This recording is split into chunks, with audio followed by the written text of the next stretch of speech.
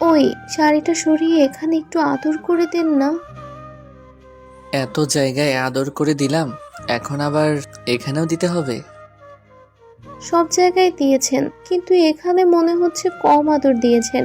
Please, এখানে আরো আদর দেন। আজকে বিয়ের প্রথম রাত, আর আজকেই তোমার এত আদর চাই? আমার বরের কাছে আমি আদর চাইবো তাতে আপনার কি? আপনি আমাকে আদর দিবেন কিনা বলেন। এমন কোনো জায়গায় বাকি রেখেছি যেখানে আদর দেইনি? আমার ঠোঁটের স্পর্শ তোমার শরীরে পড়েনি, তারপরও বলছো আবার আদর দিতে হবে? আমি অত কিছু জানি না। আপনার ঠোঁটের স্পর্শগুলো আমার শরীরে পড়লে আমার কেমন কেমন যেন লাগে। মনে হয় আমি হারিয়ে যাচ্ছি। তাই আমার আরো আদর চাই। আপনি আমাকে এমন করে আরো আদর করে দিবেন। আরে বাবা, করছি তো। তুমি এত হাইপার হও কেন? আর শুধু কি ঠোঁটের স্পর্শ দিলেই তোমার ভালো লাগে? অন্য কিছু দিলে লাগে না? যা, ফাজিল পোলা, সবসময় শুধু উল্টাপাল্টা কথা বলেন। একদম এসব কথা বলবেন না। আপনি জানেন না আমার মধ্যে কেমন হয়।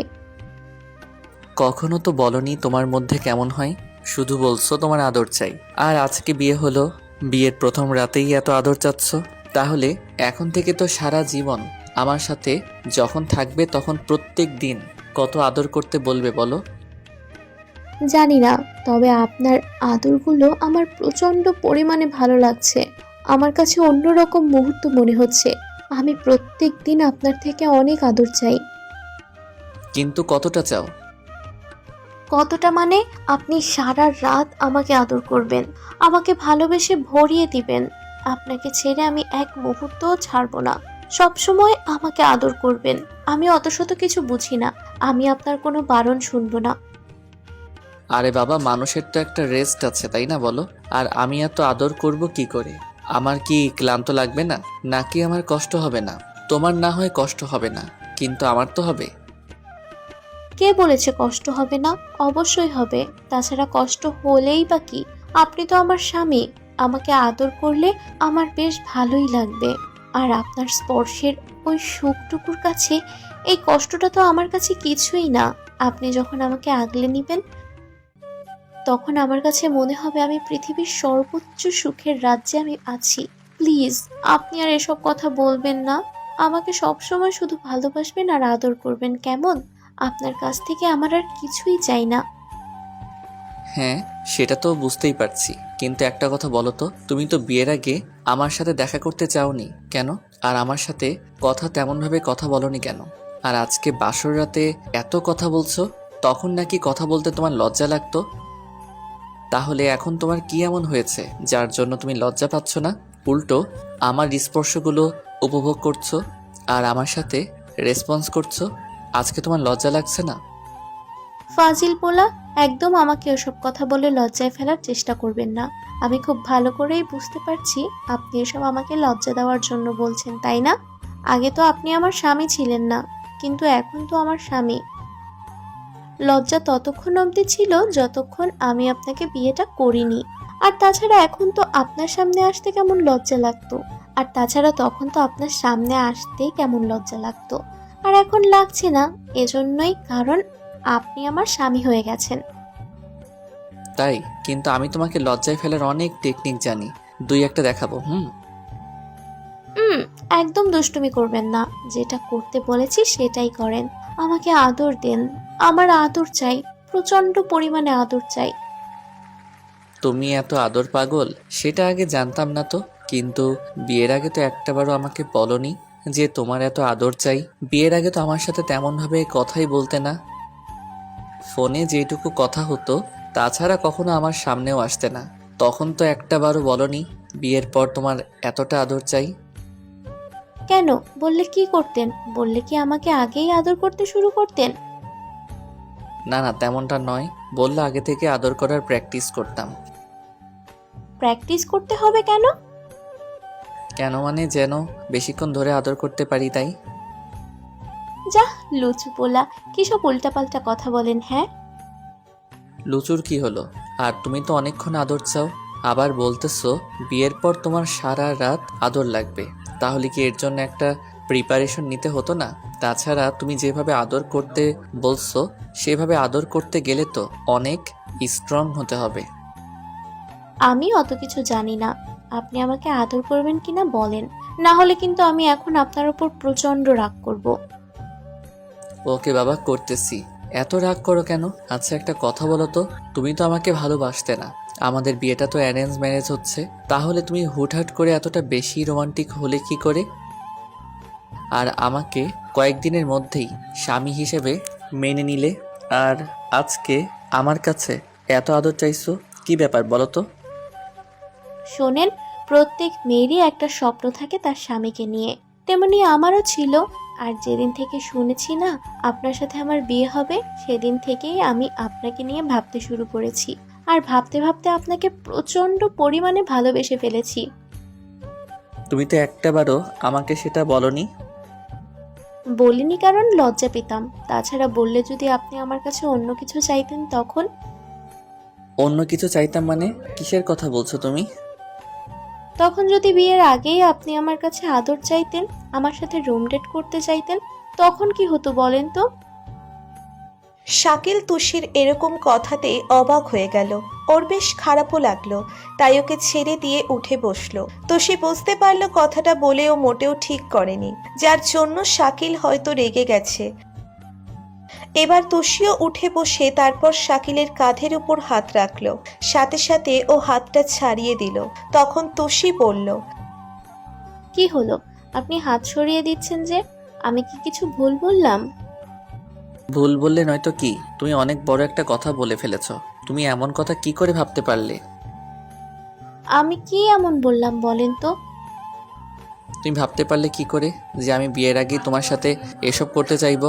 তাহলে একটাবার তোমার চিন্তাতে আসলো না, যেখানে বিয়ের আগে আমি তোমার হাতটা পর্যন্ত ধরিনি, যতবার দেখা হয়েছে তোমার থেকে দূরত্ব বজায় রেখেছি, একটাবারও তোমাকে ফোনের মাঝে উল্টাপাল্টা কথা বলিনি, সেখানে তোমার সাথে এসব করতে চাইবো? তুমি এমনটা বাজে ভাবতে পারলে আমাকে নিয়ে? দেখেন, আমি কথাগুলো এমন করে বলতে চাইনি। বলতে চাওনি কিন্তু বলে ফেলেছো, তাই না? তুমি আমাকে কি ধরনের ছেলে ভাবো সেটা আমার জানা হয়ে গেল। ছি, আমার ভাবতে অবাক লাগছে, আমার বউ কিনা আমার সম্পর্কে এমন ধারণা করে। প্লিজ, আপনি রাগ করবেন না। আমি তো বললাম কথাটা এমন করে বলতে চাইনি, কিন্তু বলে ফেলেছি। তাছাড়া এখন তো এমনই হচ্ছে, তাই না বলেন? গার্লফ্রেন্ড বয়ফ্রেন্ডের মাঝে কী সব সম্পর্ক হয় সেটা তো আপনি জানেন। এজন্য আমি কখনো সম্পর্কে জড়াইনি। ভেবেছিলাম বাসা থেকে যার সাথে বিয়ে দেবে তাকে বিয়ে করে নেব। হ্যাঁ, তাকে বিয়ে করে নিবে আর এসব উল্টাপাল্টা কথা বলবে, তাকে কষ্ট দিবে, তাই না? প্লিজ, আপনি কষ্ট পাবেন না। আমি আপনাকে কষ্ট দেওয়ার জন্য এরকম কিছু বলিনি। তাহলে আপনি কেন শুধু শুধু কষ্ট পাচ্ছেন? বাসরাতে বউয়ের মুখে এরকম কোনো কথা শুনলে যে কোনো পুরুষই কষ্ট পাবে, আর তুমি কিনা শেষ পর্যন্ত আমাকে একটা প্লে বয়ের সাথে তুলনা করলে। ছি, আমার ভাবতে অবাক লাগছে, শেষ পর্যন্ত বউয়ের কাছে কিনা এরকম একটা কথা শুনতে হলো। প্লিজ, আপনি রাগ করিয়েন না, আমার কথাটা শুনেন। আমি না এভাবে কথাগুলো বলতে চাইনি। আপনি তো জানেন এখন তো এমনই হচ্ছে, তাই না? তাই ভেবেছিলাম আপনিও। আমিও কি, আমি আর 10টা বাজে ছেলেদের মতো ওরকম এসব করে বেড়াই? আমার যদি সেটা ইন্টেনশন থাকতো তাহলে তোমার থেকে আরো হাজারো সুন্দরী মেয়ের সাথে আমি রিলেশন রাখতে পারতাম, তাদের সাথে রুম ডেটে যেতে পারতাম, কিন্তু কেন করিনি জানো? কারণ বিয়ের এসব করলে হয়তো এমন একটা ধর্ষিতা মেয়েই আমার কপালে জুটতো, সেটা আমি ভালোভাবেই জানি, তাই আর দ্বিতীয়বার কোনো সম্পর্কে জড়াইনি। তাছাড়া কাউকে কষ্ট দেওয়া, কারোর সম্মান নিয়ে খেলাটা মানুষের কাজ নয়, তাই আমি সেটা করতাম না। তোমাদের চিন্তা ভাবনা দেখে আমি অবাক হয়ে যাচ্ছি। সব পুরুষকে কি তোমাদের কাছে এক মনে হয়? যেখানে তোমরা প্রায়ই বলো সব মেয়ে এক না, তাহলে সব পুরুষ কি এক হয় বলো? প্লিজ, আপনি কষ্ট পাবেন না। দেখেন, আমি তো কথাগুলো এভাবে বলতে চাইনি। তারপরও জানতাম নাকি যে আপনি রাগ করবেন, কষ্ট পাবেন।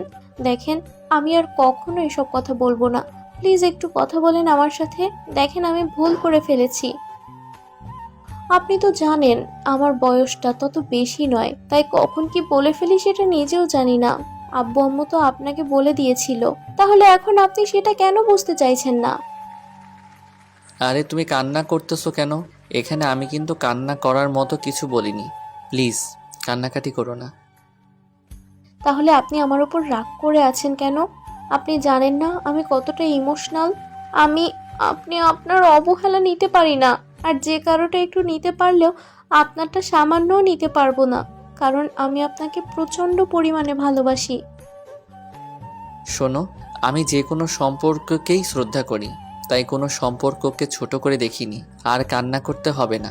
আমি অনেক কিছুই জানি যেগুলো বলি না, কিন্তু তারপরও সবটা মেনে নেওয়ার চেষ্টা করি। কি জানেন আপনি? আমি কি খারাপ নাকি বাজে মেয়ে বলে আমি তো তেমন কিছু করিনি যার জন্য আপনার কাছে খারাপ হয়ে যাব। আমি সে কথা বলিনি। আর তাছাড়া বাজে মেয়ে হলে আমি তোমাকে কখনো বিয়ে করতাম না। আমি তোমার সম্পর্কে খোঁজখবর নিয়েই তবে বিয়ে করেছি। শাকিলের কথাতে তুষি মাথা নিচু করে রইল। তখন শাকিল ওর মুখের দিকে তাকিয়ে একটু হাসার চেষ্টা করে বলল, তুমি কি ভাবো আমি কিছুই জানি না? আমি সবটাই জানি। তুমি যে তন্নির ছোট বোন, সেটা আমার খুব ভালো করেই জানা আছে। তোমার ফ্যামিলি সম্পর্কে আমি জানতাম না বলে এটাও জানবো না যে তোমার বোনকে কিংবা তুমি কোন পরিবারের মেয়ে। তোমার আপুর সাথে আমার 6 মাসের সম্পর্ক ছিল। তুমি আমার এক্স গার্লফ্রেন্ডের ছোট বোন, সেটা আমার খুব ভালো করে জানা আছে। তারপর আমি সবটা জেনে শুনে তোমাকে বিয়ে করেছি। কারণ কেন জানো? ভেবেছিলাম তোমার আপু এমন একটা কাজ করলেও তুমি তার মতো হবে না, একটু অন্যরকম হবে। তার উপর খোঁজখবর নিয়েই বিয়েটা করেছি। আর সবচেয়ে বড় কথা কি জানো?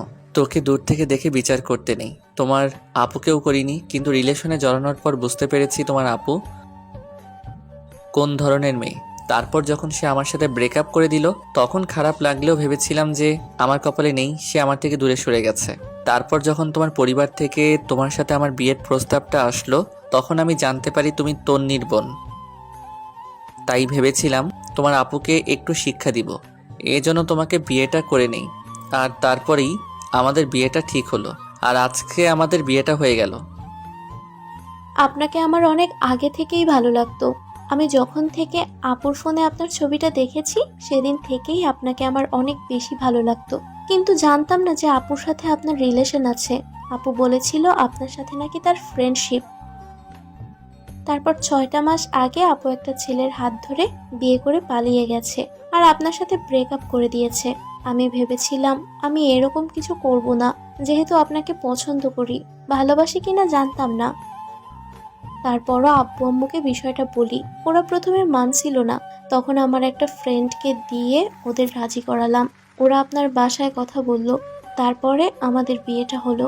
কিন্তু আপনি তো একটাবার আমাকে বলেননি যে আপনি আমার আপুর বয়ফ্রেন্ড। দেখো, যেটা পাস্ট সেটা চলে গেছে, ওসব নিয়ে আমি ভাবতে চাই না। আমি তো আপনার ভবিষ্যৎ, তাহলে আমাকে নিয়ে ভাবেন প্লিজ। আমার উপর রাগ করে থাকবেন না। এক্স গার্লফ্রেন্ডের বোন বলে আমাকে এভাবে কষ্ট দিবেন না প্লিজ। না পাগলি, তোমাকে কখনো কষ্ট দিব না। তোমার আপুকে ভালোবাসতাম কিনা জানি না, কিন্তু এই পিচ্চিটাকে প্রচণ্ড পরিমাণে ভালোবাসি। তুষি বুঝতে পারল শাকিলের রাগটা কিছুটা কমেছে, তাই তো ও শাকিলের কাছে এসেই বুকে মাথা রাখলো। তখন শাকিলও ওকে জড়িয়ে ধরে মাথায় হাত বোলাতে লাগলো। তারপর একটা সময় তুষি ওকে ছাড়িয়ে নিয়ে ওদের 4 ঠোঁট এক করে দিল। শাকিল তুষির সাথে কিস করতে করতে ওকে নিয়ে বিছানায় শুইয়ে দিল। তখন তুষি ওর শার্টটা খুলে দিলে শাকিল ওর শরীর থেকে কাপড়গুলো খুলে দিতে থাকে আর শরীরের সব জায়গায় চুমু দিতে লাগলো। শাকিলের এমন স্পর্শ পেয়ে তুষি আবারও মাতাল হয়ে যায় আর শক্ত করে বারবার ওকে আঁকড়ে ধরতে শুরু করে। শাকিলের মনে পড়ল তখন তুষি ওর নাভির উপর আদর দিতে বলেছিল, তাই শাকিল ওর পেটের উপর থেকে শাড়িটা সরিয়ে তারপর নাভির দিকে কিছুক্ষণ তাকিয়ে রইল।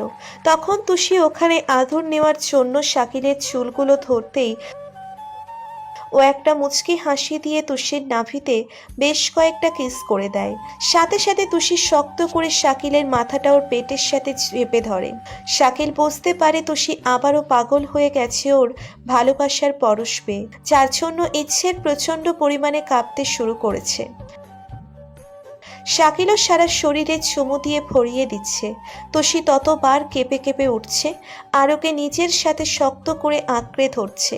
একটা সময় শাকিল বুঝতে পারে তোষি প্রচণ্ড পরিমাণে ওর ভালোবাসাটা চাইছে, তাই আর দেরি না করে ওদের শরীরে একটা চাদর টেনে দিয়ে তারপর তোষিকে নিজের ভালোবেসে আগলে নেয়। শাকিলের এরকম স্পর্শ পেতেই তোষির চোখের কোণ বেয়ে দুফোঁটা অশ্রু গড়িয়ে পড়ে আর শাকিলকে শক্ত করে নিজের সাথে মিশিয়ে নেওয়ার চেষ্টা করে। শাকিল তোষিকে ভালোবাসাতে ভরিয়ে দিচ্ছে আর ও শাকিলকে এত বেশি শক্ত করে ধরেছে যার জন্য ওর আঙ্গুল শাকিলের পিঠে বসে যাচ্ছে। তারপরও সেদিকে কোনো কারো খেয়াল নেই। দুজনে ভালোবাসার এক আদিম খেলায় মেতে উঠেছে। তো ভালো থাকুক ভালোবাসা। আমাদের ভিডিওটি কেমন লেগেছে তা কমেন্ট করে জানাতে ভুলবেন না। আর ভিডিওটি যদি ভালো লেগে থাকে তাহলে একটি লাইক করুন আর সাবস্ক্রাইব করে আমাদের পাশেই থাকুন। ধন্যবাদ সবাইকে আমাদের পাশে থাকার জন্য। আল্লাহ হাফেজ।